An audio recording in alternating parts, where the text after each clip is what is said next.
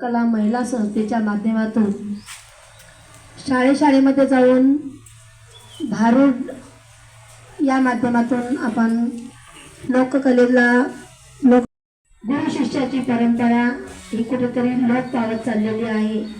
ती कायम ठेवण्यासाठी आपण शाळेमध्ये जाऊन विद्यार्थ्यांना कलेचं प्रशिक्षण देत असतो। आता आषाढीचा महिना आहे। आषाढीच्या महिन्यामध्ये विठ्ठलाच्या यात्रेला पंढरपूरला लोक कसे जातात, यात्रेकरू कसे जातात या माध्यमातून मी तुम्हाला एक भारूड सादर करून दाखवणार आहे। त्या भारूडाचं नाव आहे बाई मी निघाले पंढरीला। आलं लक्षात?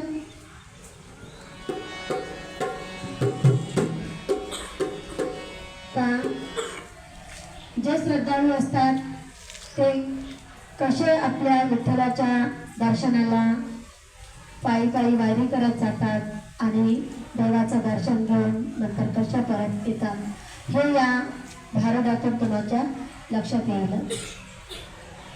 बाई मी निघाले पंढरीला पंढरीला, बाई मी निघाले पंढरीला पंढरीला, माझं गाठोड सांभाळा माझं गाठोड सांभाळा।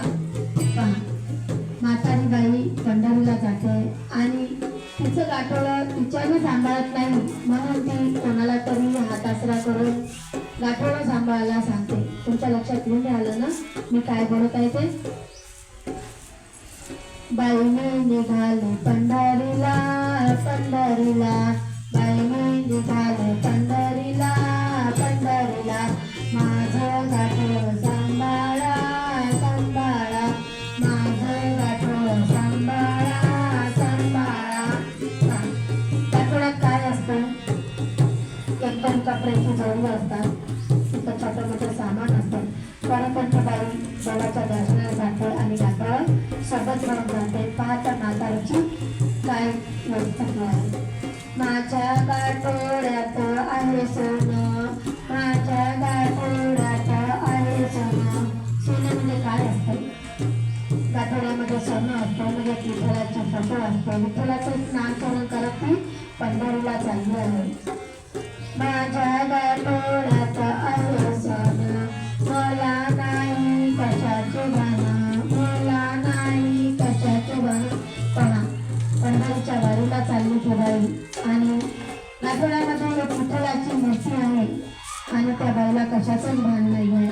तर ती इतकी मग्न झाली आहे की विठ्ठलाचं दर्शन कधी होते कधी नाही ती या महिला या भारूडाच्या माध्यमातून तुम्हाला सांगत आहे। माझ्या गाठोड्यात आहे सोनं, मला नाही कशाचं भान, बाई मी निघाले पंढरीला पंढरीला, बाई मी निघाले पंढरीला पंढरीला, माझं गाठोड सांभाळा सांभाळा, माझं गाठोड सांभाळा सांभाळा। त्या माऊलीच्या गाठोड्यामध्ये काय असते? एका वाक्यात म्हणते ती माझ्या गाठोड्यात सोनं आहे, दुसऱ्या गाठोड्यात म्हणते ती माझ्या गाठोड्यात मोती आहे। खरंच त्या माऊलीच्या गाठोड्यामध्ये मोती असतील का? नाही, पण एक शब्द ठेवून ती माऊली चाललेली आहे आणि जाता जाता ती रस्त्याने सांगत आहे की माझ्या गाठोड्यात सोनं आहे, माझ्या गाठोड्यात मोती आहे। विठ्ठल रखुमाईची एक फोटो म्हणजे तिला मोत्यासारखी वाटत आहे।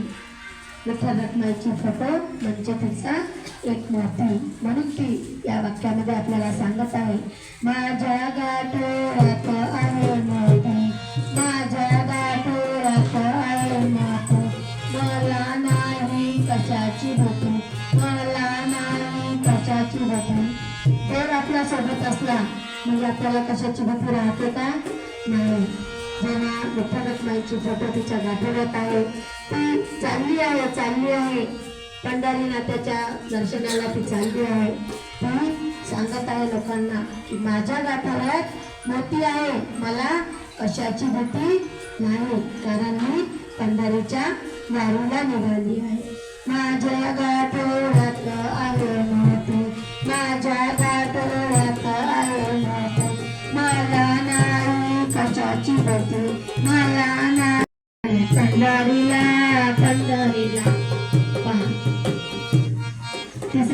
बघा ती काय म्हणत आहे माऊली. माझ्या गाठोड्यात आहे देव.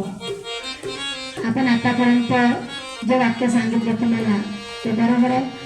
एका वाक्यात सांगितलं आहे आपण भरती आहे, एका वाक्यात सांगितलं आपण सोनं आहे. आता ते काय म्हणत आहे आपल्याला, माझ्या गाठोड्यात आहे देव, माझ्या गाठोड्यात आहे देव, मला नाही कशाचं भर, मला नाही कशाचं भर. जेव्हा देव सोबत राहते तेव्हा कशाची भीती राहते का आपल्याला? नाही. आपण बेभान आपण आपलं कार्य करत असतो.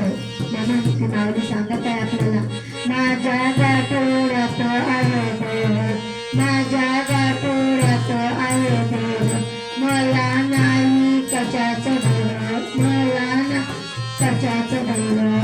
मी निघाली पंढरी. अजून ती माऊली काय म्हणते, देवाचं एवढं नामस्मरण करताना ती माऊली आपल्याला सांगत आहे, माझ्या गाठोड्यात चांदी, माझ्या गाठोड्यात चांदी, तुला काय सांगू पंढरीच्या मागे, तुला काय सांगू पंढरीच्या विठ्ठलाच्या मागे. बाई मी निघाली पंढरीला, पंढरीला, बाई मी निघाली पंढरीला, पंढरीला. गेली ती माऊली पंढरीचं दर्शन करून घरी वापस आली. पण जाता जाता त्या माऊलीने पूर्ण आपल्या जो तिचा मार्ग आहे देवापर्यंत पोहोचण्याचा, देवाचं दर्शन घेण्याचा, त्या मंदिरापर्यंत जाईपर्यंत तिने देवाला वेगवेगळ्या नावाने देवाचं नामस्मरण करून विठ्ठलाचं दर्शन घेऊन ती करत आहे. लक्षात आलं तुमच्या?